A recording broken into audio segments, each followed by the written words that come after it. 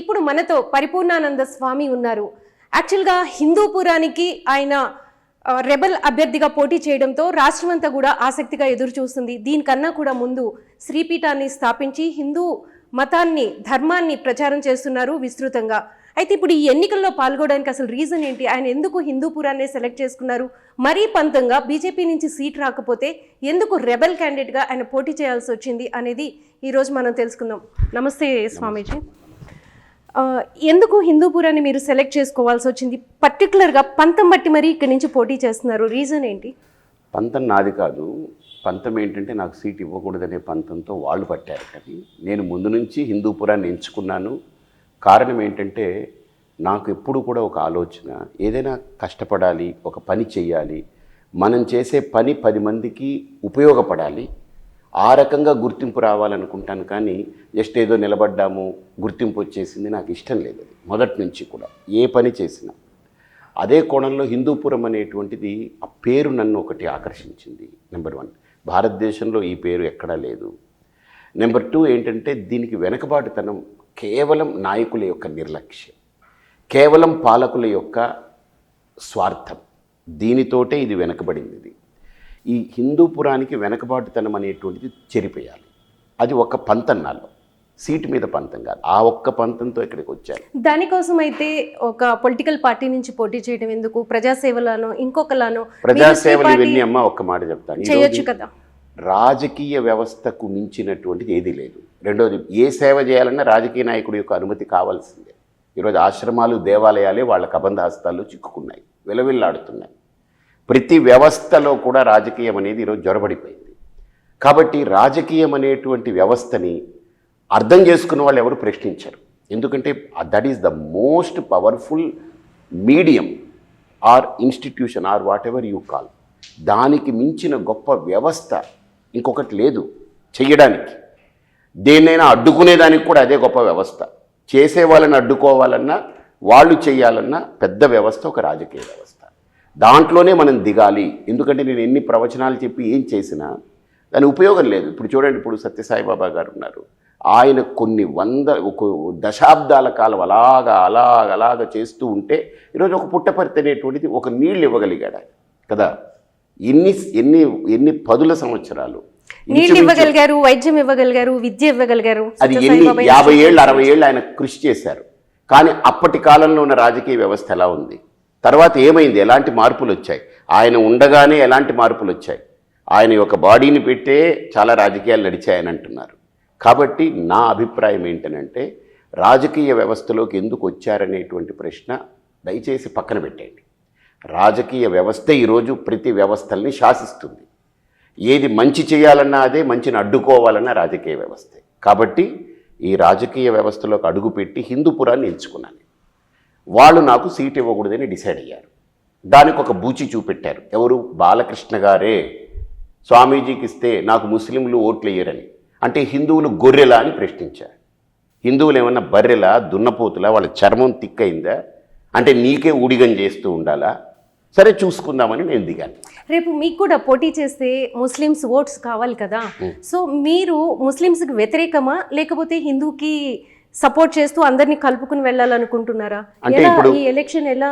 ఇప్పుడు ఆదిత్యనాథ్ యోగి గారు ఉన్నారమ్మా, యూపీలో ఆయన ముఖ్యమంత్రి. చాలామంది ముస్లింలందరూ కూడా ఆయన్ని గౌరవిస్తున్నారు, ఆయనకు ఓట్లేస్తున్నారు. ఆయన ముస్లిం ఎలా వ్యతిరేక అవుతారు? సన్యాసి అయినంత మాత్రాన అసలు ఆ భావన ఎందుకు మనకు? నా దగ్గరికి ఎందరో వస్తున్నారు ముస్లిం మైనారిటీ సోదరులు. వాళ్ళు వస్తారు, వాళ్ళు చేస్తారు. వాళ్ళు వెయ్యలేదు, నేనేం బాధపడను. నేను పక్కాగా ఒక నిర్దిష్టమైన ప్రణాళికతో నేను ముందుకు సాగుతున్నా. నాకు క్లారిటీ ఉంది. ఆంధ్ర రాష్ట్రమే కాదు, చాలా రాష్ట్రాలు ఊహించినటువంటి ఫలితాలను ఇక్కడ చూడొచ్చు మీరు. యాక్చువల్గా ఇప్పుడు మీకు సీట్ ఇవ్వకపోతే మీకు కోపం రావాల్సింది బీజేపీ మీద. ఎందుకంటే 1 ఇయర్ నుంచి ఇక్కడ వర్క్ చేస్తున్నారు, అక్కడి నుంచి అష్యూరెన్స్ తెచ్చుకున్న తర్వాతే మీరు వర్క్ చేస్తూ వచ్చారు. బట్ ఇప్పుడు ఎందుకు వీళ్ళని నిందిస్తున్నారు? ఎందుకు కూటమిని? మీరు బాలకృష్ణన్ కావచ్చు, చంద్రబాబు నాయుడు కావచ్చు, లేకపోతే పవన్ కళ్యాణ్ కావచ్చు, వీళ్ళు కూటమి డెసిషన్ తీసుకున్నారని నాకు కోపం ఉందని మీరు ఎలా గమనించారు? నాలో కోపం ఎక్కడుంది? కోపం కాదు, నో నాకు కోపం కాదు, నాలో బాధ కూడా కాదు. బాధ కోపాలు ఇవన్నీ పక్కన పెడితేనే ఈ బట్ట వేసుకోగలం. కోపము బాధ కాకుండా నా ఆలోచన ఏదైతే ఒక సంకల్పం ఉందో, ఇక్కడ బాగా చేయాలనే సంకల్పం, దానికి అడ్డు తగిలినప్పుడు నేను దాన్ని బ్రేక్ చేయాలి, నాకు అడ్డు వచ్చిన దాన్ని నేను ఎలా దాటుకుని వెళ్ళాలి, అదే నా ఆలోచన తప్ప వ్యక్తుల మీద నాకేం కోపాలు లేవు, తాపాలు లేవు. ఇప్పుడు బాలకృష్ణ ఒక నిమిత్త మాత్రం, ఆయనే ఎత్తాడు ఇది, స్వామీజీకి ఇస్తే నాకు ముస్లిం ఓట్లు పోతాయని. ఈరోజు కాంగ్రెస్ అభ్యర్థి ఒక ముస్లిం అభ్యర్థి నిలబడ్డారు అక్కడ హిందూపురంలో. అలాగనే వైకాపాకి పెద్ద ముస్లిం ఓటు బ్యాంక్ ఉందని అంటున్నారు. ఇంకా భ్రమల్లో ఎందుకు ఉంటున్నారు? ఇంకా కులాలు మతాల ఆలోచనలు ఎందుకు వీళ్ళు పడి మగ్గుతున్నారు? బయటికి రండి, మంచి చేయాలనుకున్న వాడికి ఇవేవి ఆటంకాలు కావు. ఇంకా హిందుత్వం కూడా మతం అని అంటారు, మీరు కూడా ఒక మతానికి కాదు, రిప్రజెంట్ హిందుత్వం మతం చేస్తున్నారు కాదు. అని అంటారు. హిందుత్వం ఈజ్ నాట్ ఏ మతం, హిందుత్వం ఈజ్ ఏ ధర్మం. అంటే జనంలో ఉన్న అవగాహన అదే. సరే, అవగాహన ఎలా ఉన్నా మనం మనం కూడా అదే మాట్లాడుతున్నాం అనుకుంటారు. అవ్వచ్చు, నేను హిందువుని అవ్వచ్చు. దట్ డజంట్ మీన్ దట్ నేను హిందూ అంటే ఏంటి? లోకా సమస్త సుఖినో భవంతు, సర్వే జన సుఖినో భవంతు, అందరూ బాగుండాలనే కదా హిందూ ధర్మం చెప్తున్నది. మరి హిందూ ధర్మం ఏమి వీడిని కొట్టు వాడిని తిట్ట నేను చెప్పట్లేదుగా, నేర్పట్లేదు కదా. రాముడు ఎలాంటి చరిత్ర చూపించాడు, కృష్ణుడు ఎలాంటి గీతను అందించాడు. కాబట్టి అధర్మం వైపు ఎప్పుడైనా సరే ఎవరు నిలబడ్డా, అది సొంత వాళ్ళైనా సరే అది తప్పని తప్పుగా చెప్పాలి. ధర్మం వైపు నిలబడ్డవాడు పరాయి వాడైనా సరే, ఏ కులంలో పుట్టని ధర్మం వైపు నిలబడ్డవాడిని మనవాడుగా మనం భావించాలి. ఇదే హిందుత్వం నేర్పుతుంది. దట్స్ ఇట్, స్పష్టంగా ఉన్నాను. చాలా ఫైట్ చేశారు, ఐ మీన్ బీజేపీతో కావచ్చు ఈ సీట్ మీకు ఇవ్వాలి అని, పార్లమెంట్ హిందూపురం పర్టికులర్గా పార్లమెంట్ని.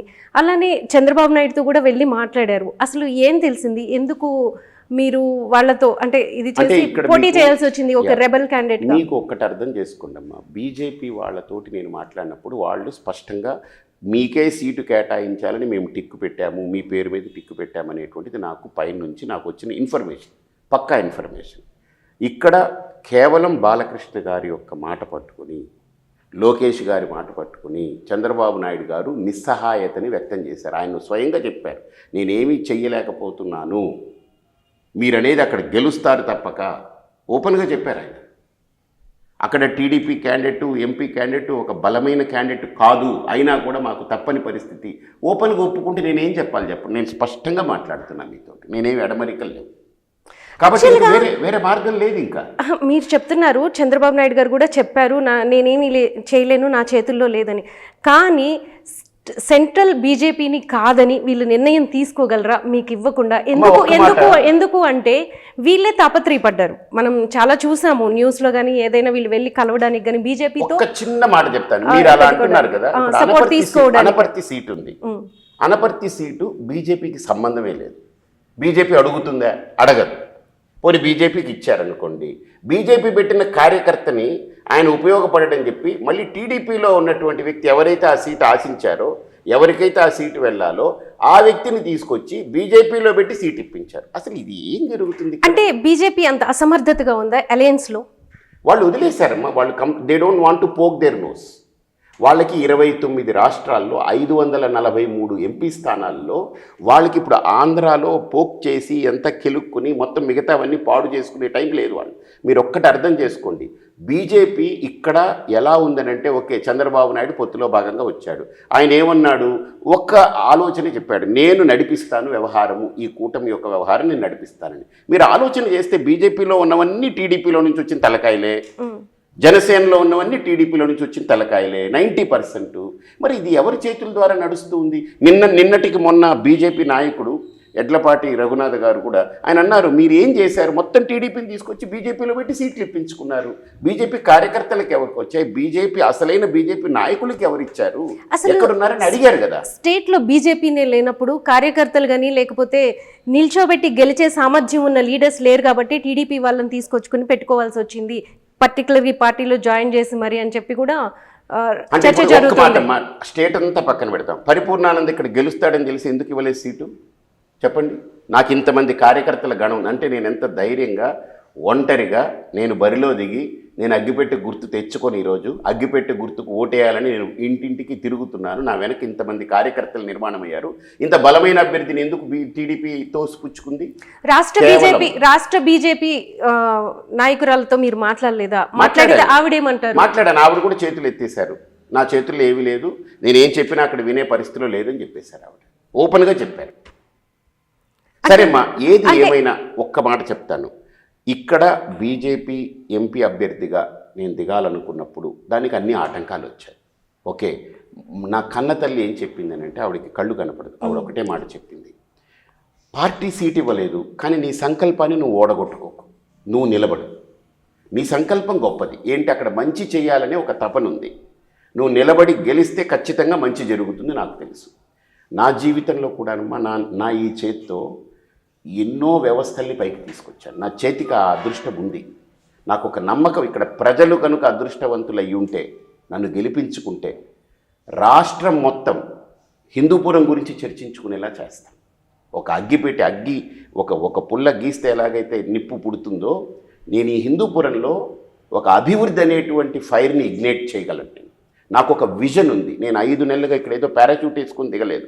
మా వాళ్ళు 1.5 సంవత్సరంగా ఇక్కడ వర్క్ చేస్తున్నారు. నేను 12 ఏళ్ల క్రితం నుంచే ఇక్కడ దృష్టి పెట్టాను. అప్పటికి ఇప్పటికి ఏమీ మార్పులు లేవు, ఎక్కడ ఏమీ మార్పులు కనపట్లే. వీళ్ళ జీవన విధానాల్లో కానీ, వీళ్ళ జీవన ప్రమాణాల్లో కానీ ఏ మెరుగుదల లేదు. కారణం ఏంటంటే, నేను ప్రచారానికి వెళ్తుంటే గుంపులుగా ఆడవాళ్ళు వచ్చి, స్వామి మీకు దండం పెడతాం, మాకు నోట్లు వద్దు, నీళ్ళు ఇప్పించండి, తాగే నీళ్ళు ఇప్పించండి, మేము కొనుక్కొని సస్తున్నాం, రోజు బిందె 20 రూపాయలు, బిందె 30 రూపాయలని కొనుక్కొని తాగాల్సిన దుస్థితిలో ఉన్నాం, మీకు మేము ఓటు వేయాలి అని అంటే మీరు మాకు నీళ్ళు ఇస్తారా అని అడిగారు.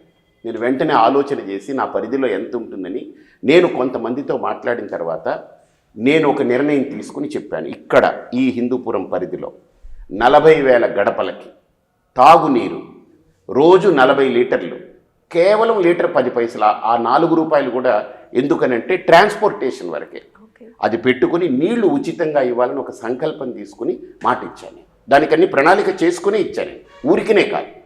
40,000 గడపలకి 40 లీటర్లు చొప్పున వెళ్ళాలంటే తాగడానికి నీళ్లు ఒక కుటుంబానికి, వంట చేసుకునే దానికి సరిపోతుంది. మిగతా బట్టలు ఉతుక్కోవడము, మిగతా నిత్యకృత్యాలకు మామూలు నీళ్ళు. ఒక ఇంటర్ కాలేజీ లేదమ్మా. ఇప్పుడు 10 ఏళ్ళు అయింది బాలకృష్ణ గారికి ఓటేశారు, అవునా? ఒక ఇంటర్ కాలేజ్ తెప్పించలేదు. ఒకటి, వాళ్ళ బావగారి ప్రభుత్వం ఉన్నప్పుడు ఏమీ చేయలేదు, ఇప్పుడు జగన్ గారి ప్రభుత్వంలో అసలే జరగదు. ఇంకొకటి విచిత్రం ఏంటంటే, ఇప్పుడు జగన్మోహన్ రెడ్డి గారి ప్రభుత్వంలోనే 151 మంది ఎమ్మెల్యేలు ఉంటే ఆయన ఇప్పటికీ ఒక 80 మందిని చూడలేదనేటువంటి అభివాదం ఉంది కదా, అది కూడా ఉంది. సో ఇక్కడ ఎవరిని గెలిపించినా దీనికి అభివృద్ధి అనేది జరగదు, ఇది తేలిపోయింది. కాబట్టి నేను ప్రజలకి చెప్పేది ఏంటంటే, మీరు కరెక్ట్ అవ్వకండి, ఒక్క ఇండిపెండెంట్ అభ్యర్థిగా నన్ను అగ్గిపెట్టి గుర్తుకు మీరు ఓటేసి గెలిపించండి, అగ్గి రాజేస్తాం, అభివృద్ధికి అగ్గి మనం పుట్టిస్తాం. రాష్ట్రమంతా హిందూపురం గురించి చూసేలా నేను చర్చిస్తా, అసెంబ్లీలో గొంతెత్తి అరుస్తా, వాళ్ళు చెయ్యకపోతే ఎందుకు దీని మీద చెయ్యరో నేను చూపిస్తా. నా దగ్గర సత్తా ఉంది. నేను నిలబడితే ఒక సమస్యకి, ఇప్పటిదాకా ఏ సమస్యకి నిలబడ్డా అది అవ్వలేదు అనేది జరగలేదు నా జీవితంలో. అందుకే మీకు రాడికల్ స్వామి అని పేరు వస్తుంది. అంటే ఒక విప్లవమో ఒక ఉద్యమమో ఎప్పుడు పుడుతుందమ్మా? మన ఆలోచనని మనం కరెక్ట్గా నిర్ణయాత్మకంగా దాన్ని పూర్తి చేస్తాం అనుకుంటేనే కదా. అక్కడ ఒక శక్తి కావాలి, ఒక ఉద్యమం కావాలి, ఒక విప్లవం కావాలి, ఒక చైతన్యం రగిలించాలి, అందరిలో ఆలోచన రేకెత్తించాలి, అప్పుడే కదా స్పష్టత ఉంటుంది. కాబట్టి నాకు క్లారిటీ ఉంది, ప్రజల్లో కూడా క్లారిటీ పెరుగుతూ ఉంది. నేను ఇంకోటి ఏం చెప్పానమ్మా, ఇక్కడ మీరు బాగా ఆలోచన చేయండి. రాజకీయం అంటే ఆషామాషి వ్యవస్థ కాదు. ఈరోజు ఏదో ఓట్లు వేయించుకుని, డబ్బులు ఇచ్చేసి, పదవులు తీసుకుని మన చేతులు ఊపుకుంటూ తిరిగేది కాదు. రాజకీయం అంటే 5 ఏళ్ళు, అంటే 60 నెలలు మనకు ప్రజలు మీరు మా కోసం నిలబడి ఏదైనా చెయ్యండి అని వాళ్ళు ఎండల్లో నిలబడి ఓట్లేస్తారు మనకు. ఈరోజు చాలామంది ఎందుకు చదువుకున్న వాళ్ళు, పెద్ద వాళ్ళ ఎండల్లో రావడం ఎందుకంటే, ఎవడికేసినా ఒకటే మూర్ఖులు, మొండోళ్ళు, పనికిమాలినోళ్ళు, చేతగాని వాళ్ళకే మనం ఓట్లు వేయాలి, ఎందుకు మనం వేయాలని చాలామంది వెళ్ళట్లేదు. వెళ్ళిన కొంతమంది అందులో అభిప్రాయాన్ని చక్కగా తెలియజేయగలిగిన నోటాకేస్తున్నారు. నేను అందరికీ రిక్వెస్ట్ చేసేది ఏంటంటే, మీ ఛానల్ ద్వారా, మీ మాధ్యమం ద్వారా కదలండి ఒక్కసారి. ఈ ఒక్కసారి ఎండ అనుకోకుండా ఒక్కరోజు ఎండకి మీరు జడవకండి, 5 ఏళ్ళు ఎండిపోతాం. ఒక్కరోజు ఎండకి భయపడితే, బాధపడితే 5 ఏళ్ళు మనం ఎండిపోవడమే. 5 ఏళ్ళు కాదు, తరతరాలు ఎండిపోవడమే. 10 ఏళ్ళు ఏం జరిగిందమ్మా ఇక్కడ? ఒకటి, ఓట్లు వేయించుకుంటారు, హైదరాబాద్కి ఒకళ్ళు, చెన్నైకి ఒకళ్ళు, వాళ్ళ వ్యాపారాలు ఉన్నాయి, వాళ్ళు తప్పు పట్టట్లే. ఇప్పుడు బాలకృష్ణ గారు నటుడు, మంచి నటుడు, ఆయన సినిమాలో వాళ్ళ నాన్నగారు ఆ విధంగా వచ్చింది. బట్ ఇది నటన కాదు, ఇది జీవితాలు. 2,50,000 మంది జీవితాలని మన చేతుల్లో పెడుతున్నారు. ఓట్లు వేసిన వాళ్ళు సగం ఉండొచ్చు, ఓట్లు వేయని వాళ్ళు ఉండొచ్చు, మనకు ప్రత్యర్థులకు ఓట్లు వేయచ్చు, వేరే అభ్యర్థికి, లేదా ఓటే రాని వాళ్ళు ఉండొచ్చు, చిన్నపిల్లలు ఉండొచ్చు, ముసలోళ్ళు ఉండొచ్చు. వాళ్ళ జీవితాలు మన చేతిలో పెట్టారు. మన చేతిలో జీవితాలను పెట్టినప్పుడు నేను అక్కడుండి ఇప్పుడు నేను ఒక బస్సు ఎక్కాను, డ్రైవర్ ఉన్నాడు అనుకోండి, ఆ డ్రైవర్ ఎక్కడో ఇంట్లో ఉంటాడు, మీరు బస్సు ఎక్కేసి వెళ్ళిపోండి అని అంటే నేను స్టార్ట్ చేసి ఇంజన్ స్టార్ట్ చేసి వదిలేస్తాను, మీరు బస్సులో ఎక్కేయండి అని అంటే అది ఎలా కుదురుతుంది? కాబట్టి ఇక్కడే ఉండాలి. One should drive the constituency. ఇక్కడ నిలబడాలి, ఇక్కడ జరిగే అన్యాయాల్ని నిలదీయాలి, ఇక్కడ జరిగే అక్రమాల్ని అణిచివేయాలి, ఇక్కడ జరిగే దుర్మార్గాల మీద చట్టం సరిగ్గా ప్రయోగం చేయాలి, ఇక్కడ జరగాల్సినటువంటి పనులు జరగకపోతే దాన్ని నిలబడి చేయించాలి. ఇక్కడ మీరు 1 ఇయర్ నుంచి 1.5 ఇయర్ నుంచి వర్క్ చేసుకుంటూ వస్తున్నారు. మీరు కాకినాడలో ఉంటారు, సో అక్కడ శ్రీపీఠం ఉంది. మీరు కూడా అప్పుడు వస్తూ పోతూ ఉండాల్సిందే కదా, వీళ్ళని ఎలా అనగలుగుతాం? కాకినాడకి వెళ్ళాను కాబట్టి కాకినాడ అయింది. నేనేం అక్కడ పర్మినెంట్ ఇదని నేను ఇక్కడ పెట్టుకోలేదు. కాకినాడ ఏమి నా పర్మినెంట్ కేర్ ఆఫ్ అడ్రస్ కాదు. నాకు వాళ్ళు స్థలం ఇచ్చారు, ఆశ్రమం డెవలప్ చేశాం, అక్కడ వాళ్ళే నిర్వహించుకుంటున్నారు అది. ఇప్పుడు ఇక్కడికి వస్తే 5 ఏళ్ళు నేను ఇక్కడ పనిచేస్తా. ఇక్కడ నేనేం పర్మనెంట్ కాదు. ఎక్కడ నా అవసరం ఉందో అక్కడికి నేను వెళతాను. రేపు రాష్ట్రం మొత్తానికి నా అవసరం ఉందనుకోండి, రాష్ట్రం మొత్తాన్ని బాధ్యత తీసుకుంటాను. నేను వెనకడుగు వేసే వ్యక్తిని కాదు. వాళ్ళు ఇవ్వలేదని, మా అమ్మ నాకు ఒకటే నేర్పింది, వాళ్ళు సీట్ ఇవ్వలేదని నువ్వు వెనకడుగు వేస్తే నువ్వు పిరికి పందవి, నువ్వు చేతకాని వాడు అవుతావు. నీ సంకల్పం కోసం నువ్వు నిలబడు, ధర్మము నీ వెనకుంటుంది, ఈ ప్రకృతి నిన్ను అనుగ్రహిస్తుంది, నువ్వు ముందుకెళ్ళి చెప్పింది. ఇక్కడ ఇంటర్ కాలేజ్ లేదు, డిగ్రీ కాలేజ్ లేదు. ఆడపిల్లలు వచ్చి స్వామీజీ మేము ఇప్పుడు 10th క్లాస్ పూర్తయింది, మేము ఎక్కడ చదువుకోవాలో తెలియట్లేదు, మేము ఏం చేయాలో అర్థం కావట్లేదు, అంతంత డబ్బులు పెట్టి మేము ప్రైవేట్ కాలేజీలకు వెళ్ళలేము, ఇక్కడ నుంచి అనంతపురం వెళ్ళి రావాలంటే మాకు కుదరదు, హాస్టల్లో అక్కడ ఉండి ఏదైనా రూమ్ తీసుకొని చదవాలంటే మా ఇంట్లో వాళ్ళు ఒప్పుకోరు, ఇన్ని సమస్యలు ఉన్నాయని వాళ్ళు వచ్చి చెప్తున్నారు. తాగడానికి నీళ్లు కొనుక్కునే దుస్థితిలో దీనికోసమే మీరు ఒక మేనిఫెస్టో మీరు కూడా ఒక పేపర్లో సప్తపది పేరుతో చేశారు. సో ఆ సప్తపదికి అడుగులు ఎలా ఉన్నాయి, స్టార్టింగ్ ఎలా అనిపిస్తుంది మీకు అది చెప్తున్నా? నేను ఇప్పుడు హాస్పిటల్కి వెళ్తే డాక్టర్లు కూడా నా చేయి పట్టుకుని మాట్లాడుతున్నారు. 800 మంది అవుట్ పేషెంట్స్ వస్తున్నారు. అసలు సిగ్గు లేదమ్మా మనకు. 800 మంది పేషెంట్లు వస్తే ఒక్క డాక్టర్ 800 మందికి ట్రీట్మెంట్ తీసుకోవాలంటే సగటున ఒక పేషెంట్తో కనీస పక్షం ఒక 7 నిమిషాలు కూర్చోకపోయినా డాక్టరు ఆ రోగం ఏం తెలుస్తుంది, పేషెంట్తో ఏం మాట్లాడతారు, ఏం రాస్తారు కదా. 7 నిమిషాలు ఒక పేషెంట్కి అయితే ఒక గంటలో ఎన్ని చేయగలరమ్మా? మ్యాక్సిమం అయితే 10 మందిని చూస్తే చాలా ఎక్కువ ఒక గంటకి. అలాంటిది 8 గంటలు ఉన్నాయనుకోండి, 80 మందిని చూడగలరు. కానీ అదే డాక్టర్ 800 మందిని చూడడం అని అంటే సాధ్యమా? 8 గంటలు ఆయన అటు ఇటు కదలకుండా 80 మందిని చూడగలరు. పోనీ ఆయన చాలా అనుభవజ్ఞుడై ఉండి ఇంకా చూడగానే పసిగట్టేది ఉంటే, ఏదన్నా శక్తి ఉంటే 100 మందిని చేయగలరు. కానీ మిగతా 700 మంది దుస్థితి ఏమిటి? ఆ జబ్బులతోటే మగ్గాలి. డాక్టర్లు చేతులు పెట్టి అడుగుతున్నారు, మంచి డాక్టర్లు ఇక్కడ పెట్టాలి, డాక్టర్లు ఎవరు రావట్లేదు, పరికరాలు లేవు, సదుపాయాలు లేవు, సౌకర్యాలు లేవు, ఇక్కడ పేషెంట్లు వస్తే మేము న్యాయం చేయలేకపోతున్నామని వాళ్ళు ఏడుస్తున్నారు.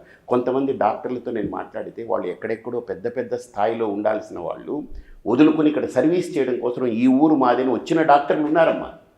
వాళ్ళ తపన నాకు అర్థమవుతుంది. కానీ దీన్ని ఓన్ చేసుకునే వ్యక్తి లేరు ఇక్కడ. అందుకనే నేను ఓన్ చేసుకున్నాను. అంటే నేను ఒక సన్యాసిని, ఎక్కడైనా వెళ్ళగలను, దేనైనా ఓన్ చేసుకోగలను, అంతే కదా. కాబట్టి నేను హిందూపురాన్ని ఓన్ చేసుకున్నా. లెటస్ ఈ హిందూపురం నన్ను ఓన్ చేసుకుంటే వాళ్ళ అదృష్టవంతులు. నేను ఓపెన్గా చెప్పాను. మీరు ఇంతకుముందు ఒక మాట అన్నారు, నా అవసరం ఎక్కడుంటే నేను అక్కడికి వెళ్తాను, ఒకవేళ రాష్ట్రం మొత్తానికి నా అవసరం ఉంటే వెళ్తాను అని అన్నారు. ఎందుకని మీలాంటి వాళ్ళని బీజేపీ ఎందుకు గుర్తించట్లేదు? ఇప్పుడు పురంధరేశ్వరి ఆమె ఎన్టీఆర్ కూతురు నాట్ వారసురాలు. చంద్రబాబు నాయుడు ఉన్నారు, లోకేష్ ఉన్నారు, బాలకృష్ణ ఉన్నారు, అలానే వాళ్ళ అల్లుడు భరత్ వైజాగ్ నుంచి పోటీ చేస్తున్నారు. సో ఇంతమంది పోటీ చేస్తున్నారు. మరి అలా ఒక కుటుంబ వ్యవస్థని బీజేపీ ఎందుకు సపోర్ట్ చేసింది? ఇండివిజువల్గా మీరు పోటీ చేస్తారంటే మిమ్మల్ని ఎందుకు కాదంటుంది? మీలాంటి వాళ్ళకి ఎందుకు ఈ లీడర్షిప్ ఇవ్వలేకపోతుంది ఆంధ్రాలో? భవిష్యత్తులో ఇస్తుందేమో. ఒకటి చెప్తానమ్మా, లీడర్షిప్ ఒక లిస్టే వచ్చేది కాదు. Leader will emerge from crisis అన్నారు. అంటే ఒక సమస్య పుట్టినప్పుడే, సమస్య జటిలమైనప్పుడే ఒక వ్యక్తిలో నాయకత్వ పటిమలు అనేది బయటపడతాయి. ఇల్లు కాలిపోతుంది అనుకోండి, నేనేం చేయాలనే ఆలోచన అప్పుడు బయలుదేరుతుంది. ఎక్కడో వీధిలో ఇల్లు కాలింది అనుకోండి, వాడు ఆలోచన సలహాలు చెప్తుంటాడు, పడుకుని హాయిగా కాలు మీద కాలేసుకుని సలహాలు చెప్తాడు. కాబట్టి ఈరోజు రాష్ట్రానికి ఒక సమస్య అనేటువంటిది పుట్టింది, ఆల్రెడీ పుట్టింది, మనం చూస్తున్నాం. ఈయన 70,000 కోట్లు, ఈయనేమో 1,70,000 కోట్లు. ఏది పథకాలు మామూలుగా లేవు. ఈ రాష్ట్రం ఇంకొక రాబోయే 2 ఏళ్లలో ఈ రాష్ట్రంలో ఎవడు మామూలుగా వ్యాపారాలు చేసుకునే వాళ్ళు కానీ, ఉద్యోగాలు చేసుకునే వాళ్ళు కానీ ఎవరు ఉండే పరిస్థితి కనపడట్లేదు. ఎందుకంటే 1,70,000 కోట్లతో సంక్షేమ పథకాలంటే ఎక్కడికి వెళ్ళాలి, ఏం చేయాలి? 4 రాష్ట్రాల బడ్జెట్ ఒకే రాష్ట్రంలో సంక్షేమ పథకానికి.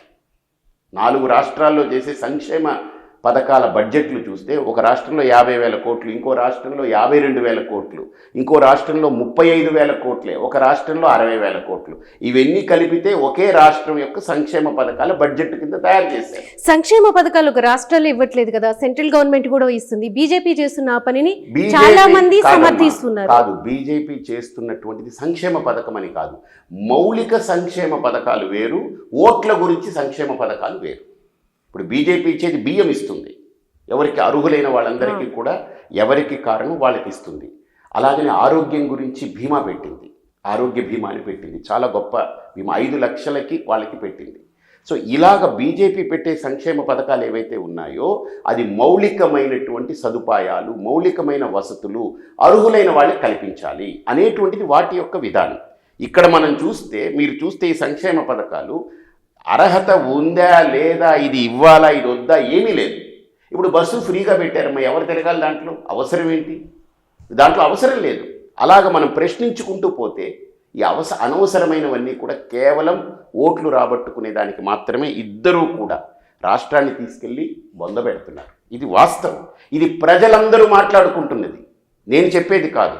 కాబట్టి తప్పకుండా నా అవసరం వస్తుంది, నాలో ఆ వ్యక్తిత్వాన్ని కూడా మీరు చూస్తారు. మీరు బొంద పెడుతున్నారు అంటున్నారు, ఇద్దరికి పాయింట్స్ ఇస్తారా ఎవరెంత బొంద పెడుతున్నారు ఏంటి అనేది? ఎందుకంటే అమ్మ 70,000 కోట్లతో ఇప్పుడు ఈయన 13 లక్షల కోట్లు అప్పు చేశారని, ఇప్పుడు 1,70,000 కోట్ల సంక్షేమ పథకాలతో ఈయన 13 లక్షల కోట్లు ఇంచుమించు 2 ఏళ్లలో చేసేయచ్చు. ఇప్పుడు ఈయన 5 ఏళ్లకి తీసుకొస్తే, అంతకుముందు ప్రభుత్వం ఈ ప్రభుత్వం కలిపి 10 ఏళ్లలో 13 లక్షల కోట్లకి అప్పుకు చేరుకుంటే, ఇప్పుడు ఈ 1,70,000 కోట్లతో 2 ఏళ్లలో మరో 13 లక్షల కోట్లకు వస్తుంది. దివాలా అంతే, దివాలా కోరుతనమే ఇది. ఇంకొకటి చెప్తాను మీకు, మీరు ఇన్ని ప్రశ్నలు వేస్తున్నారు కదా, ఒక్కసారి మన దేశంలో జరిగిన ఒక సంఘటన చూడండి. 7 ఏళ్ళు అయింది ఇప్పుడు ఉత్తరప్రదేశ్ ముఖ్యమంత్రిగా ఆయన పదవి బాధ్యతలు చేపట్టి. బందిపోట్లు, దొంగలు, గజ దొంగలు, మర్డర్లు, మానభంగాలు, అవినీతి, అక్రమాలు, దగాకోర్లు, కుట్ర, ఒకటి కాదు అన్నిటితో చిట్టాలు చదివితే ఒక సహస్రనామం చదవచ్చు. అంత దౌర్భాగ్యంతో కూడుకున్న రాష్ట్రాన్ని ఈరోజు క్లీన్ చేసి 7 ఏళ్లలో 70,000 కోట్లు మిగులుకి ఆదాయానికి తీసుకొచ్చి ఆ రాష్ట్రాన్ని నిలిపారంటే, ఈరోజు భారతదేశంలో సంపన్న రాష్ట్రంలో ఒక రాష్ట్రంగా మారబోతుంది ఉత్తరప్రదేశ్ అంటే, గత 60 సంవత్సరాలుగా జరపలేని, ఎవ్వడూ చేయలేని పని ఒక సన్యాసి 7 ఏళ్లలో చేశాడు. ఎలా సాధ్యమైంది? ఎలా సాధ్యమైంది? ఈ రాష్ట్రం కంటే గొప్ప బందిపోట్లు అక్కడ రాష్ట్రంలో బందిపోట్లు చూస్తే ఇక్కడ 10% కూడా లేరు. దగాకోరులు అక్కడ కంటే ఇక్కడ 10% కూడా లేరు. అన్నిట్లో 10%. మేధావులు ఇక్కడ ఎక్కువ, చదువుకున్న వాళ్ళు. మీరు విదేశాల్లో చూస్తే ప్రతి 5 ఎంప్లాయీస్ ఉంటే దాంట్లో 2 తెలుగు వాళ్ళు ఉంటారు. ఎస్పెషలీ ఆంధ్ర నుంచి ప్రధానంగా ఎక్కువ మంది ఉంటారు. మీరు గమనించి చూడండి. మరి ఇంత మేధావితనం ఉంది, ఇంత లిటరసీ పర్సంటేజ్ ఉంది, మనకు వనరులు ఉన్నాయి. అరే ఇసుక చూస్తే ఇసుక దందా, మద్యం చూస్తే మద్యం దందా, లేకపోతే ఇది చూస్తే ఇది దందా. కులం, ఈ కులం తెచ్చి వాడు పనికి బాలనోడైనా సరే ఏ పని చేయకపోయినా మన కులం గెలవాలి. ఈ దరిద్రం ఏమిటో, ఇది ఒక పెద్ద కరప్షన్, ఇది క్యాస్ట్ కరప్షన్ ఇది. నేను అందుకనే ఇక్కడ ప్రజలకు ఒకటే చెప్తున్నా, హిందూపురం ఒక ఆదర్శంగా నిలబడాలి, ఖచ్చితంగా ఒక ఆదర్శవంతమైనటువంటి నియోజకవర్గంగా నిలబడాలి. 175 మంది అసెంబ్లీలో ఒక కాషాయం ధరించి నన్ను ఊహించుకుంటాము. సభా మర్యాదలు నేర్పాలమ్మా. ఈరోజు నిజంగా చెప్తున్నా, మీరు ఒక స్త్రీ కాబట్టి మీ దగ్గర చేతులు జోడించి చెప్తున్నా, ఎత్ర నార్యస్తు పూజ్యంతే రమంతే తత్ర దేవత అంటారు. నాకు బాధ కలుగుతుంది. ఏంటంటే శాసనసభలో కూర్చుని మహాభారతం గుర్తుకొస్తుంది. ద్రౌపదిని నిండు సభలో చీర విప్పి అందరూ హాహా అని నవ్వుకుంటూ ఉన్నారు. ఈరోజు మన ఆంధ్ర రాష్ట్రం యొక్క శాసనసభ పరిస్థితి చూస్తే, నీ భార్య ఎవడితో పోయింది, నీ భార్య వాడితో పోయిందని ఆడోళ్ళని లాక్కొచ్చి వాళ్ళు ఆ రోజు చీర ఇప్పారు, కానీ వీళ్ళు అన్నీ విప్పేస్తున్నారు. ఇది నిజంగా తల్లికి జరిగే అవమానం, తల్లికి జరిగే అవమానం. ఒకరు అమ్మ ఒడి అని పెట్టారు, ఇంకొకరు తల్లికి వందనం అని పెట్టారు. ఆ పదాలకి ఇద్దరూ నాకు తెలిసి న్యాయం చేయట్లేదు. కాబట్టి నాలాంటి వాడిని ఎన్నుకోండి. జ్ఞానం ఉన్నవాళ్ళు, మేధావులు, పాపం పామరులో లేకపోతే ఏమీ తెలియక కేవలం ఏదో ఆ రోజు మందు పోశారు, ఒక 1000 రూపాయలు ఇచ్చారనే దానికి ఆలోచించి వెళ్ళిపోయేటువంటి వ్యక్తుల గురించి నేను ఎక్కువ ఆలోచనలే. నేను వాళ్ళకు కూడా చెప్తున్నా, మన మొహాన 1000 రూపాయలు కొడితే నేను అన్నీ ఎక్స్ప్లెయిన్ చేస్తాను మీకు. 5 ఏళ్లలో ఏడాదికి 200 చొప్పున అవుతుంది, అంతేనా? ఏడాదికి 200 చొప్పున 5 ఏళ్ళకి 1000 రూపాయలు అవుతుంది. అంటే రోజుకి ఎంత ఇచ్చినట్టమ్మో మనం మొహాన పడేసినట్టు 50 పైసలు. ఒక ముష్టి 50 పైసలు ఇస్తే మన ఉనికిని, మన అస్తిత్వాన్ని మనం అమ్ముకోవద్దు కదా. ఈరోజు ముష్టివాడి కేసిన 10 రూపాయలు వేస్తే కానీ వాడు ఆలోచించండి. మనం 1 రూపాయి వేస్తే వాడు అటు ఇటు చూస్తున్నాడు. అర్థం చేసుకోండి. మన మొహాన 50 పైసలు వేసి మనం ఓటు వేయించుకుంటున్నాం, మనం ఓటు ఇస్తున్నాం. 50 పైసలకి అగ్గిపెట్టి కూడా రాదు. కాబట్టి నాది అగ్గిపెట్టి గుర్తు, వేయండి, ఓటేయండి. ఈ అగ్గి మీకు అభివృద్ధిని సాధిస్తుంది, కొన్ని కోట్ల రూపాయల కంటే విలువైనటువంటి అభివృద్ధిని ఇస్తుంది, మీ తరతరాల్ని కాపాడుతుంది. ఇది నేను చెప్పేది ప్రతి ఒక్కళ్ళకి. సభా మర్యాదలు నేర్పాలమ్మా. ఈరోజు మీరు గమనించండి, ఏ రాష్ట్రంలో అయినా నీ పెళ్ళం ఆడితో పోయింది, ఈడి పెళ్ళం ఇటు పోయిందని అసలు ఆ మాట్లాడుకునే కుసంస్కృతి నేనైతే ఈ దేశంలో ఏ అసెంబ్లీలో కూడా వినలేదమ్మా. మన అసెంబ్లీలో వినిపిస్తుంది. మన తెలుగు వాళ్ళ దౌర్భాగ్యము, దరిద్రము మనకు ఎందుకు వస్తుంది తెలుసా? ఈ దౌర్భాగ్యం, దుస్థితి ఈ రాష్ట్రంలో, ఈ దుర్భిక్షం కేవలం స్త్రీల యొక్క అవమానం జరుగుతుంది. నేను నిర్దిష్టంగా చెప్తున్నాను, నిర్ద్వంద్వంగా చెప్తున్నాను. మనం తెలుగు తల్లి అంటాం, ఆంధ్రమాత అంటాం, గోంగూరకు కూడా ఆంధ్రమాత అని అంటున్నాం, అన్నాన్ని అన్నపూర్ణదేవి అంటాం, నీళ్ళని గంగా. ప్రతి దాన్ని మనం స్త్రీతో చూస్తున్నప్పుడు ఒక స్త్రీకి సరైన న్యాయం జరగకపోతే ఆ ప్రాంతం దుర్భిక్షం అవుతుంది, నాశనం అవుతుంది, స్త్రీ శాపానికి గురవుతుంది. భారతంలో కురుక్షేత్రం జరిగి కౌరవులు సమస్తము నాశనమైపోయారంటే కేవలం స్త్రీ యొక్క శాపమే. రామాయణంలో లంక మొత్తం దహనమయ్యి రావణాసురుడి యొక్క వారసత్వం మొత్తం నశించిందంటే శాపం స్త్రీ శాపమే. గుర్తుపెట్టుకోండి, రామాయణ భారతాలు చెప్తున్నాయి, మీరు గుర్తు తెచ్చుకోండి మీ భార్యల్ని. ఇప్పుడు దీనివల్ల ఏమైంది? ఈయన గొప్పవాడు, ఆయన గొప్పవాడు అవ్వలేదుగా, ఇద్దరూ పనికిమాలిన వాళ్ళే అవుతున్నారుగా.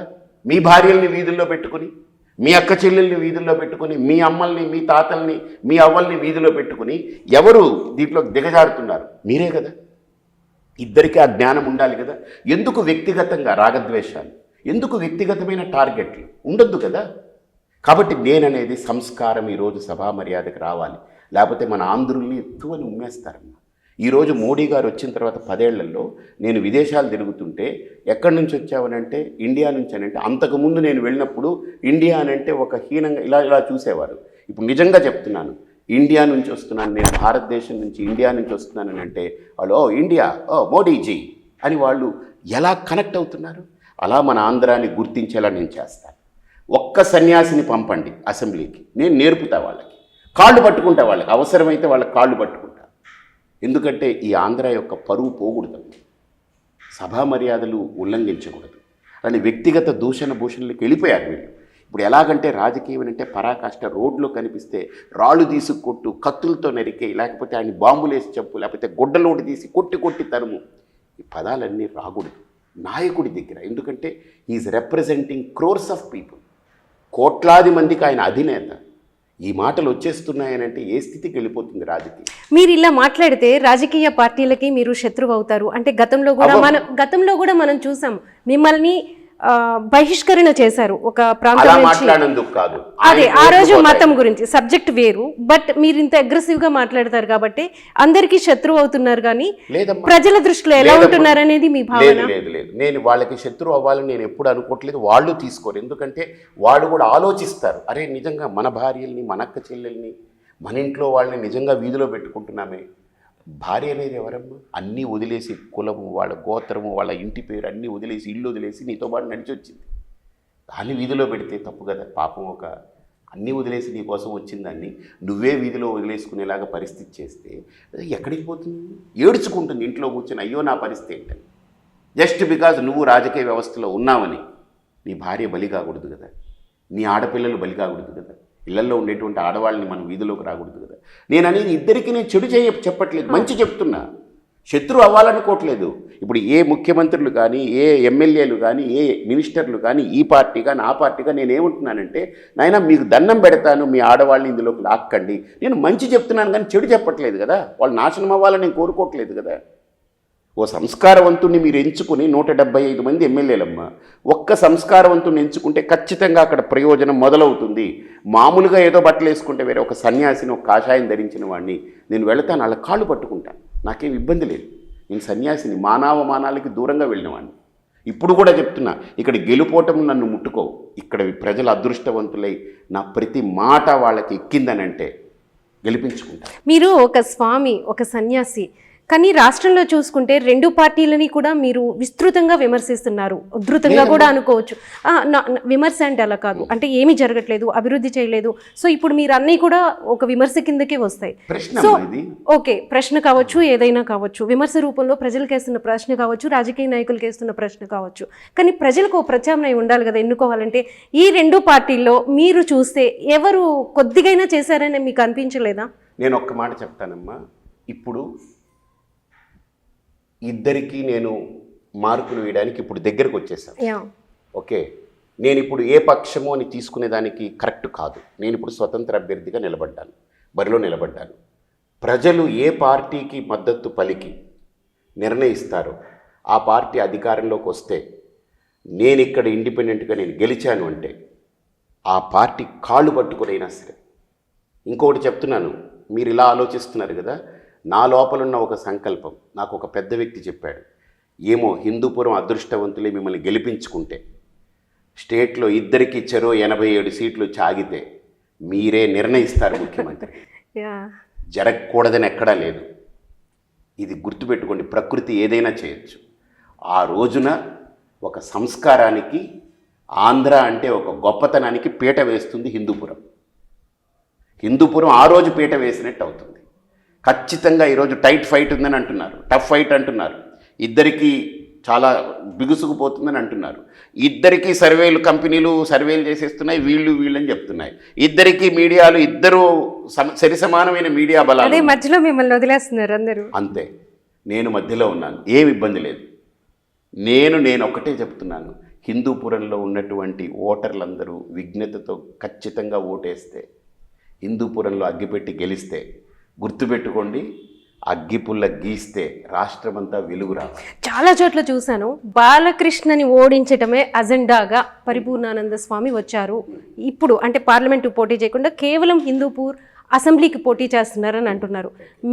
మీ ఒపీనియన్ ఏంటి? యాక్చువల్గా నిజమేంటి అందులో? నేను మనస్ఫూర్తిగా సత్యం చెప్తున్నాను. ఎంపీగా నిలబడదామని వచ్చాను, కేవలం హిందూపురం అనే పేరుతోటి వచ్చాను. ఇది వెనకబాటుతనం ఉంది, మనం దీన్ని చెరపాలి, మనం గట్టిగా పనిచేయాలి, 5 ఏళ్ళని వచ్చాను. అయితే నాకు అవకాశం కల్పించలేదు. హిందూపురం పేరుతో ఉన్నటువంటి మరొక అంశం ఏంటంటే, ఇక్కడ హిందూపురం అసెంబ్లీ, అదొక అడ్వాంటేజ్. నేను ఇప్పుడు పార్లమెంట్కి వేసి నేను ఇన్ని చోట్ల తిరగలేను. రెండవది, నా దగ్గర డబ్బులు లేవు, నేను డబ్బులతో రాజకీయం చేయాలని రాలేదు. రెండవది, డబ్బులతో రాజకీయం చేసి మళ్ళీ ఎంత డబ్బులు పట్టుకుపోదామని రాలేదు. నేను ఇక్కడికి ఒట్టి చేతులతో వచ్చాను, రేపు వెళ్ళేటప్పుడు కూడా ఒట్టి చేతులతోటే వెళ్తాను. 5 ఏళ్ళు నేను ఇక్కడ నిలబడి చేసే అభివృద్ధి దేశం గుర్తిస్తుంది. ఇంకోటి చెప్తాను, ఇక్కడ ఏ ఎమ్మెల్యే గెలిచినా, సపోజ్ బాలకృష్ణ గారు గెలిచారనుకోండి, అక్కడ జగన్ ప్రభుత్వం వచ్చిందనుకోండి, జగన్మోహన్ రెడ్డి గారి ప్రభుత్వం వచ్చిందనుకోండి, వైఎస్ఆర్, ఈయనేం చేయలేరుగా. బాలకృష్ణ గారు గెలిచారు, అక్కడ చంద్రబాబే వచ్చారనుకోండి, మొదట్లో 5 ఏళ్ళు ఏమి, మనకి ఇక్కడ ఏమీ జరగలేదుగా. ఏం జరిగింది చెప్పండి? ఇప్పటికీ తాగడానికి నీళ్లు కొనుక్కొని బతకాల్సిన పరిస్థితి. 3 రోజులు కరెంటు లేకపోతే హాస్పిటల్లో పేషెంట్లు చచ్చిపోయారు, మీకు తెలుసా? తెలియదు. ఇంటర్ కాలేజ్ లేదు, డిగ్రీ కాలేజ్ లేదు, రోడ్లు సరిగ్గా లేదు, డ్రైనేజ్ వ్యవస్థ లేదు. ఇంకోటి చెప్తానమ్మా, నిన్న నేను ఒక ప్రదేశానికి వెళ్ళాను, 28వ వార్డు ఏదో ఉంది, అక్కడికి వెళితే మోతుకుపల్లి అని, అక్కడ డంపింగ్ యార్డ్ ఉంది. నిజంగా జనాలకి దండం పెట్టాలి. మొత్తం ఊర్లో ఉండే ఆ పక్క ఈ పక్క ఉండే ఊర్లో ఉండే చెత్తంతా అక్కడ వేస్తున్నారు. అక్కడ ఇది ఉంది, ఏది మన ఈ ఆవుల్ని గోవుల్ని వధించేటువంటి శాలలు ఉన్నాయి. దాని వ్యర్థాలన్నీ తీసుకొచ్చి అక్కడ వేసి రాత్రిపూట నిప్పు పెడితే అక్కడ వచ్చే దుర్గంధము, ఆ కంపుతోటి ఆ ప్రజలు బతుకుతున్నారు. ఆ కలుషమైన వాటర్ అంతా అక్కడ వదులుతున్నారు. నిజంగా నేను వెళ్ళి చూసి, అమ్మ మీరు చెత్తలో బతుకుతున్నారా, మీ జీవితాలు చెత్త అయిందా అని అనిపించింది నాకు. నేను వాళ్ళకి మాట ఇచ్చాను, నేను ఇక్కడ ఉంటే అది ఆల్రెడీ మార్చాలని చెప్పి ఒక ప్రతిపాదన వచ్చింది. 5 కిలోమీటర్ల దూరంలో వేరే ఫ్రీ ల్యాండ్ చూశారు, ఆ డంప్ యార్డ్ అక్కడ మార్చాలంటే ఇక్కడ ఏవో ఒత్తిళ్ళు. ఇక్కడ ఎమ్మెల్యే ఉండరు చెప్పుకునేదానికి, ఎమ్మెల్యే ఇక్కడ ఓటేస్తే ఉండరు. నేను అందుకే ఇక్కడ ఉంటానని చెప్తున్నాను. నేను ఇప్పుడు బాలకృష్ణ గారిని నేను ఎప్పుడూ విమర్శించలేదు. ఆయన నటుడు, ఆయన సినిమాలు చేయాలి, ఆయన షోలు చేయాలి, రాజకీయాలు వద్దంటారు. రాజకీయాలని కాదమ్మా, రాజకీయం చేస్తే ఫుల్ టైం ఇక్కడ కూర్చోవాలి, ఇక్కడ ఇల్లు కట్టుకోవాలి, లేదా ఒక ఇల్లు అద్దెకి తీసుకొని ఇక్కడే ఉండాలి. ఆయన సంవత్సరానికి 10 రోజులు వస్తారమ్మా, ఏం చేస్తారు ప్రజలకు చెప్పండి మీరు? ఈ ప్రజలు కూడా ఆలోచించాలి కదా. మేము ఈ పార్టీకి 40 ఏళ్ళగా వేస్తున్నాం, 40 ఏళ్ళగా. ఎందుకు 40 ఏళ్ళగా మొయ్యాలి? నీకు మంచి చేసే వ్యక్తి రావాలి, అది కోరుకోండి. మిగతావన్నీ పక్కన పెట్టండి, కాసేపు పక్కన పెట్టండి. ఆ మోదుకుపల్లిలో ఒక్క డంప్ యార్డు మార్చలేకపోయారు, ఇన్ని సంవత్సరాలుగా పడుంది. వ్యర్థాలు అందులో వేసి కాలుస్తుంటే కంపుకి జనాలందరూ రోగాలు వస్తున్నాయి. వాళ్ళు చిన్న చిన్న పిల్లలు, చదువుకునే పిల్లలు నా దగ్గరికి వచ్చి స్వామీజీ ఇలా జరుగుతుందని చెప్తుంటే నాకు బాధ కలుగుతూ ఉంది. తాగడానికి నీళ్ళు ఇవ్వంటే ఇప్పుడు బాలకృష్ణ గారు సినిమా చేసి సక్సెస్ అయ్యి 100 days ఆడింది అనుకోండి, ఇక్కడ తాగే వాళ్ళకి నీళ్లు లేకపోతే ఆ 100 days సక్సెస్ ఇక్కడ వాళ్ళకి నీళ్ళు ఇస్తుందా? లేదే. నువ్వు 100 రోజులు ఇక్కడ కూర్చుంటే, కనీసం ఏడాదికి ఒక 100 రోజులు నన్ను ఉంటే అది 100 days. మీరు ఇంత నిబద్ధతగా మాట్లాడుతున్నారు, ఇంత ఈ నియోజకవర్గానికి చేయాలని మీకు ఒక సంకల్పం ఉంది, కానీ డబ్బు లేదు. సో ఈరోజు ఓటుకి డబ్బు ఇవ్వందే ఎక్కడ ఓటు వేసే పరిస్థితి కూడా మనకు కనిపించట్లేదు. ఈ నేపథ్యంలో మీ ఎలక్షన్ ఎలా ఉంటుంది? మనం ఇంకొకటి ప్రచార శైలి చూసుకున్నా కూడా మిగతా 2 పార్టీలకి మీ దానికి చాలా డిఫరెన్స్ ఉంది. వస్తున్న జనం కావచ్చు, ఎవరైనా కావచ్చు, ఆ వేరియేషన్ మిమ్మల్ని గెలిపిస్తుందని మీరు ఎలా భావిస్తున్నారు?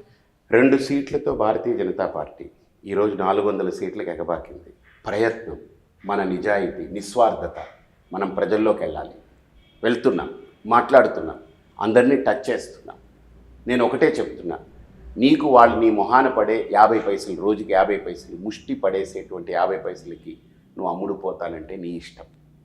లేదు, నాకు నా అదృష్టం మారాలి, నా తలరాత మారాలనే కోరిక నీకుంటే, ఇక్కడ హిందూపురంలో మీరు అనుకుంటున్నారమ్మా, చదువుకున్న వాళ్ళు, ఉద్యోగస్తులు, వ్యాపారస్తులు, తర్వాత ఇక్కడే ఉంటున్నటువంటి యువత, అలాగనే నిరుద్యోగ సమస్యలతో బాధపడుతున్న యువత, నేను రాగానే ఫస్ట్ నేనేం చేశానంటే, నేను ఏం చేయగలను ఆలోచించి 58 కంపెనీలతో మాట్లాడించుకొని, నాకు పరిచయం ఉన్న వాళ్ళతోటి, వ్యవస్థతోటి ఇక్కడ జాబ్ మేళా పెడితే ఒకటే రోజు స్పాట్లో 700 మందికి ఆఫర్ లెటర్స్ తోటి ఇప్పించాను.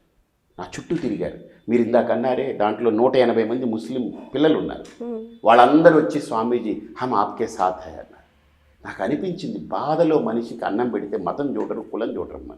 ఆకలికి అన్నం పెడితే నువ్వు ఏ కులం అని చూడరు. ఇప్పుడు యాక్సిడెంట్ అయింది, ఒక మనిషికి ఎగ్జాంపుల్ చెప్తాను. ఆయన హాస్పిటల్లో చేర్చారనుకోండి, వాళ్ళు వచ్చి, డాక్టర్ గారు మీరు ఏ కులం, మీరు రెడ్డా, మీరు కమ్మ, మీరు బ్రాహ్మల, మీరు వైశ్యుల, లేకపోతే మీరు కురవ, బోయ, చూడరమ్మా. నువ్వు హిందువా, ముస్లిమా చూడరమ్మా, ముందు మా వాడిని కాపాడండి అంటారు. అక్కడ కులమతాలు రావమ్మా. ఈరోజు హిందూపురంలో మనుషుల యొక్క పరిస్థితి అది అవసరం, అత్యవసరం.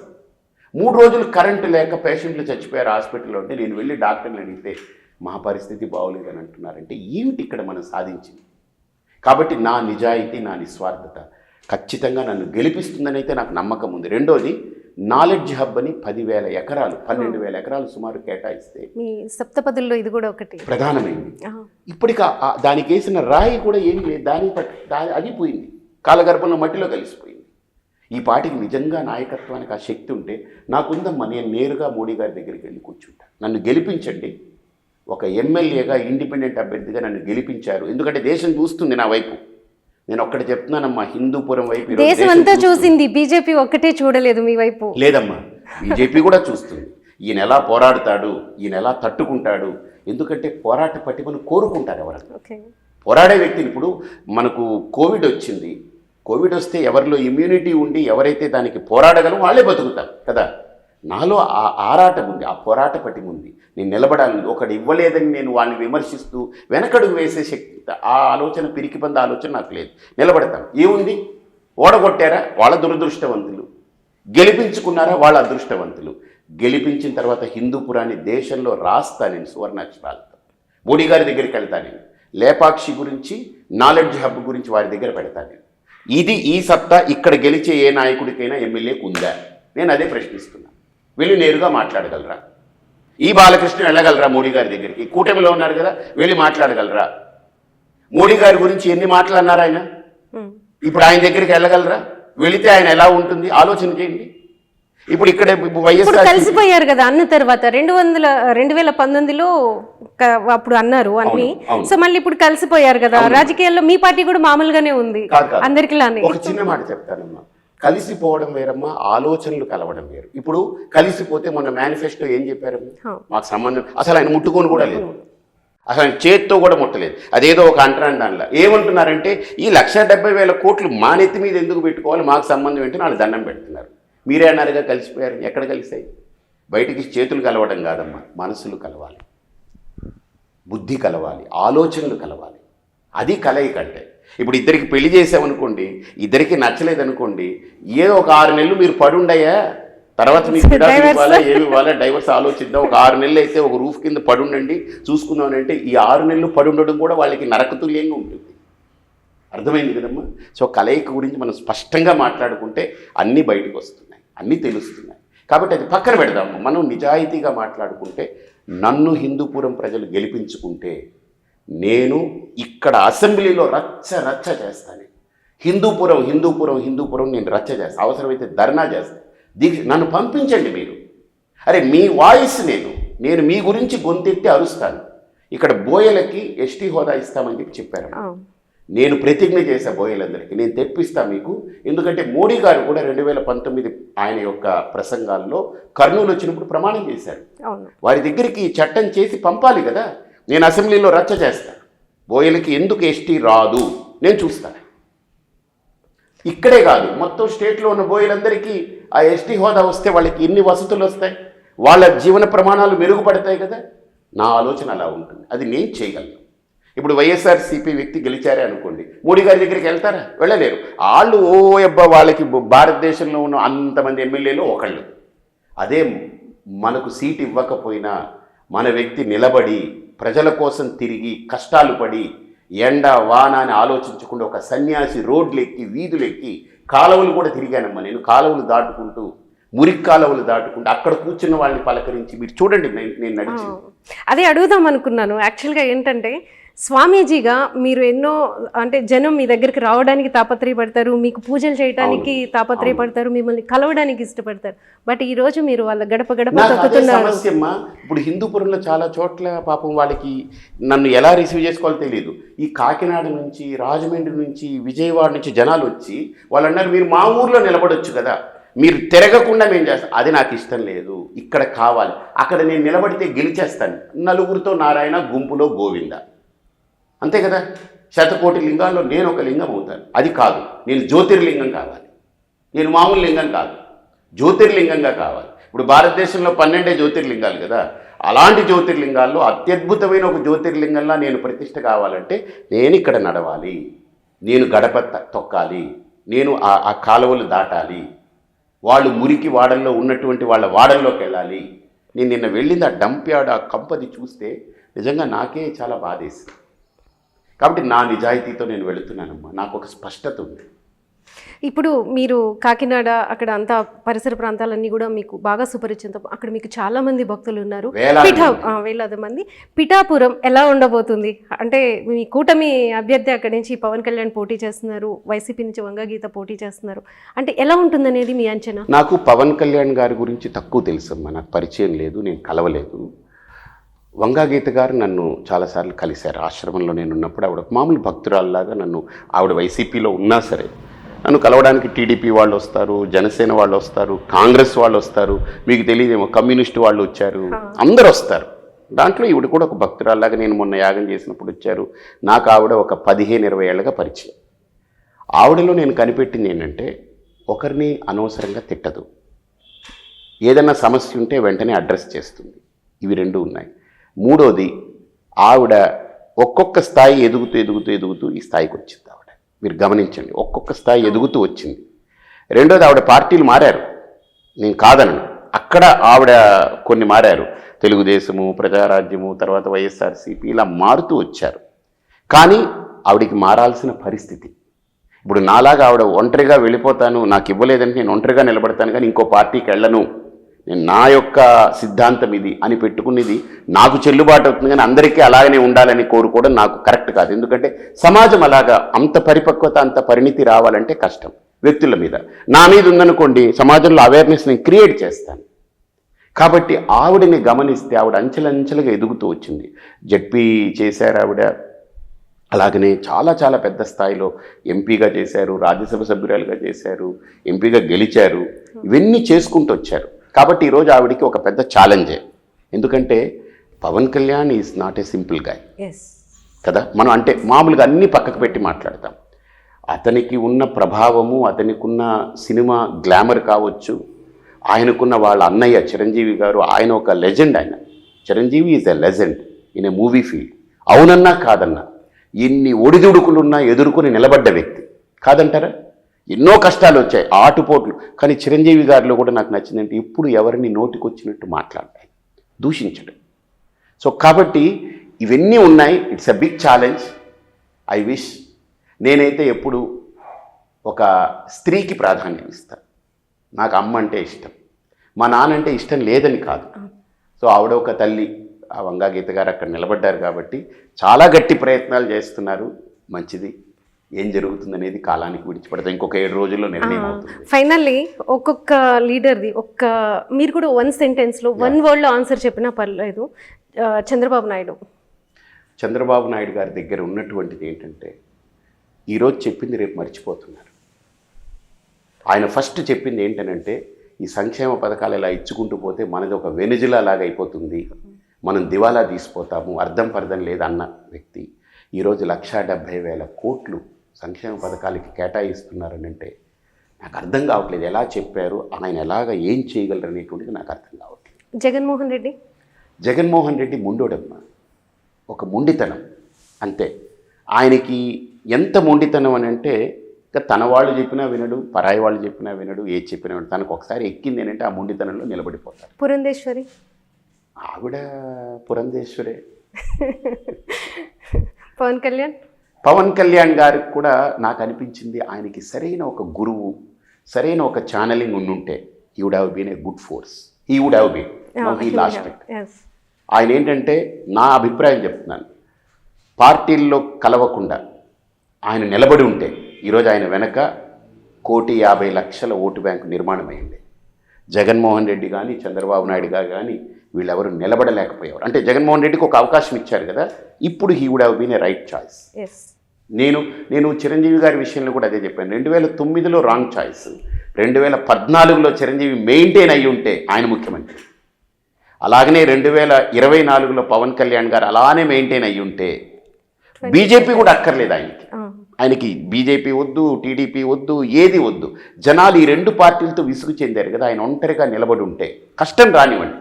ఆయన 2 చోట్ల ఓడిపోయారు. నేను అదే అన్నాను, ఎవరు ఓడిపోలేదు? ఎన్టీ రామారావు ఓడిపోయారు, ఇందిరాగాంధీ ఓడిపోయారు. అన్నంత మాత్రం ఆయన తక్కువవాడా? పవన్ కళ్యాణ్ నేను తక్కువవాడేం కాదు, 2 చోట్ల ఓడిపోయినంత మాత్రాన. కాబట్టి ఓటమి అనేది పక్కన పెడదాం. ఆయన కనుక పోరాడి అలా నిలబడితే ఈరోజు ప్రజలకి ఆయన కావాల్సి వచ్చింది. ఎందుకంటే ఇక్కడ కూడా అదే అంటున్నారు. కాకపోతే ఆయన నిలబడలేక అంటే ఎక్కడో షేక్ అయ్యారు, వెళ్ళిపోయారు. పరిపూర్ణానంద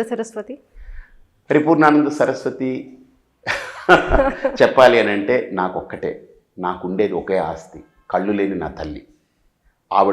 ఆవిడ కోసం నేను కొంత ఆలోచిస్తాను, కొంత భాగం. మిగతా భాగం అంతా నేను ఏం చేయాలో ఒక పని తీసుకుంటే దాని మీదనే ఆలోచిస్తాను. నాకుండే అదే. ఎందుకంటే నా ఆలోచనలకు వేరే స్కాటరింగ్ ఉండదు. మా అమ్మ గురించి కూడా నేను ఫోన్ చేసి, అమ్మ తిన్నావా, బాగున్నావా, మంచిగా ఉంది కదా అడుగుతాను. ఆవిడకి నేను ఒక హెల్పర్ని పెట్టున్నాను, హెల్ప్ చేస్తారు. ఎందుకంటే నా మీద ఆధారపడలేదు. ఆవిడకి వచ్చే కాస్త డబ్బుతో ఆవిడ బ్రతుకుతూ ఉంది. నాకే ఆస్తి ఇవ్వలేదు నా తల్లిదండ్రులు, వాళ్ళ దగ్గర లేదు. వాళ్ళు బతకడానికి ఉంది, మా నాన్నగారు చనిపోయారు. కాబట్టి నాకు స్పష్టత ఉంది. మా అమ్మ గురించి కొద్దిగా ఆలోచిస్తాను రోజులో కొంతసేపు. మిగతా టైం అంతా నేను ఏం చేస్తున్నానో దాని మీద దృష్టి పెడతాను, ఫోకస్ చేస్తాను. థ్యాంక్ యూ సో మచ్ అండి, చాలా విషయాలు చెప్పారు. సో పరిపూర్ణానంద గారితో మాట్లాడిన తర్వాత నాకైతే ఒక విషయం స్పష్టంగా కనిపించింది. ఏంటంటే నేను అబ్జర్వ్ చేసింది, అంతంత మాత్రంగా రాష్ట్రంలో ఉన్న బీజేపీ అధినాయకత్వం ఇప్పుడు ఎవరైతే ఉన్నారో పురంధరేశ్వరి, ఆమె టీడీపీతో కలిసి ఈ నిర్ణయం తీసుకోవడం వల్ల రాష్ట్రంలో బీజేపీకి చాలా నష్టం జరిగిందని. సో ఫ్యూచర్లో ఈయన అసెంబ్లీకి పంపించాలా వద్దా అనేది హిందూపురం ప్రజలు ఒక విచక్షణతో కూడిన నిర్ణయం తీసుకుంటే ఆయన అసెంబ్లీకి వెళ్తారు, వాళ్ళ కోసం ఫైట్ చేస్తానంటున్నారు. ఏదైతే అనంతపురం జిల్లా వెనుకబడి ఉంటుందని అంటున్నారో దాన్ని అభివృద్ధి పదంలోకి తీసుకువెళ్ళడానికి కృషి చేస్తానంటున్నారు. అలానే బీజేపీ పార్టీని కూడా ఒక స్ట్రాంగ్ క్యాడర్ని తయారు చేసి ఆంధ్రప్రదేశ్లో నిలబెట్టడానికి తన వంతు కృషి చేస్తానంటున్నారు పరిపూర్ణానంద గారు. థ్యాంక్ యూ సో మచ్ అండి. ఇప్పుడు ఆపరేషన్ లేకుండానే మోకాళ్లకు ప్లాస్మా ట్రీట్మెంట్, మీ ఆర్థోపెటిక్ సమస్యలన్నిటికీ రోబోటిక్ టెక్నాలజీ ద్వారా తక్కువ ఖర్చుతో శాశ్వత పరిష్కారం, ఫ్రీ కన్సల్టేషన్, ప్రతి ట్రీట్మెంట్ పై 20% డిస్కౌంట్. ఈ ఆఫర్ కొద్ది రోజులు మాత్రమే, త్వరపడండి. V9 hospitals 9281465842.